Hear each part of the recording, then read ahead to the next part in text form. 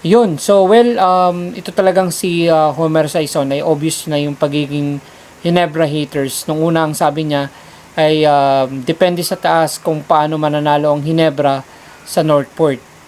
Now naman may panibagong post siya at ito yung sabi niya. So, up 68-39. Game 2 of their semis series, it looks like Ginebra is in hurry to reach the Commissioner's Cup finals. So much for Northport being at a number 1 seed and a title contender.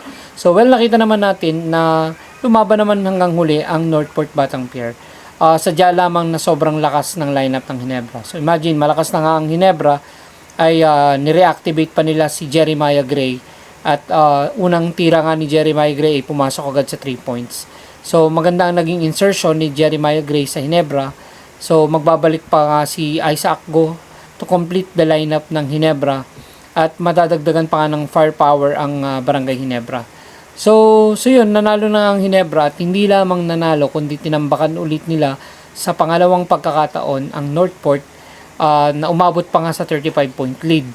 So kung nung game number 1 ay sinandalan po ng Ginebra ang kanilang bench players, this time yung maganda namang performance ng ng kanilang mga starters. So yung nag-step up nung game number 1 ay si Jamie Malonzo at si RJ Abarientos na may combined 29 points.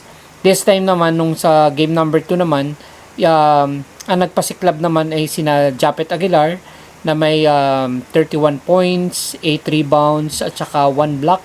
Scotty Thompson na may 16 points, 4 rebounds, 2 assists. Troy Rosario 11 points, 8 rebounds, 2 assists. At maganda pa rin yung production ng bench sa pangunguna nga ni Jamie Malonzo at ni RJ Barrientos. So si Jamie Malonzo is nagtala ng 17 points, 3 rebounds, 2 assists. Tapos si RJ Barrientos naman ay may 11 points, 5 rebounds at saka 6 assists. So yun, so hindi na masyadong inasahan ng Ginebra ang performance ni Justin Brownlee na may nagtala lamang si Justin Brownlee ng 10 points, 11 rebounds at 2 assists dahil nga sa ganda ng nilalaro ng buong Ginebra team. So sa Northport naman ay nagtala si Kadim Jack ng 27 points at 10 rebounds at sinundan niya ni Will Navarro na may 23 points at 12 rebounds, samantalang ang top contender for best player of the conference na si Arvin Tolentino ay nagtala lamang ng 12 points, 5 rebounds with 5 out of 17 field goal tsaka meron siyang 29.4 field goal percentage. So medyo struggle talaga si Arvin Tolentino dahil na rin sa ganda ng depensa na binibigay ng Ginebra sa kanya. So tingnan nyo yung mga dumidepensa kay Arvin Tolentino. So iba't iba. So ito yun.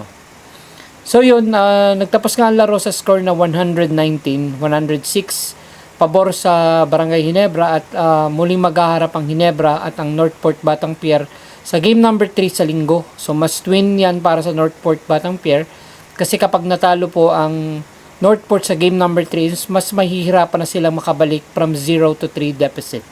So sa Ginebra naman, if kaya nilang isweep ang laro, gagawin nila yan para mas mahaba yung pahinga, mas mahaba yung preparations nila for upcoming finals. So kapag nagkataon, ito na yung pangatlong beses na maghaharap nga itong si Justin Brownlee at saka ang Ginebra kalaban si Ronde Halls Jefferson at ang TNT Tropang Giga. So well, malayo pa yan. Kailangan ng Ginebra is to defeat Northport and advance to the finals. At ang TNT naman ay kailangan din naman nilang talunin ang rain or shine ni Coach Yang Giao. So yun muna for today's video at ito po ang inyong pambansang batang kalye ng Pilipinas. Mabuhay po kayong lahat. Peace.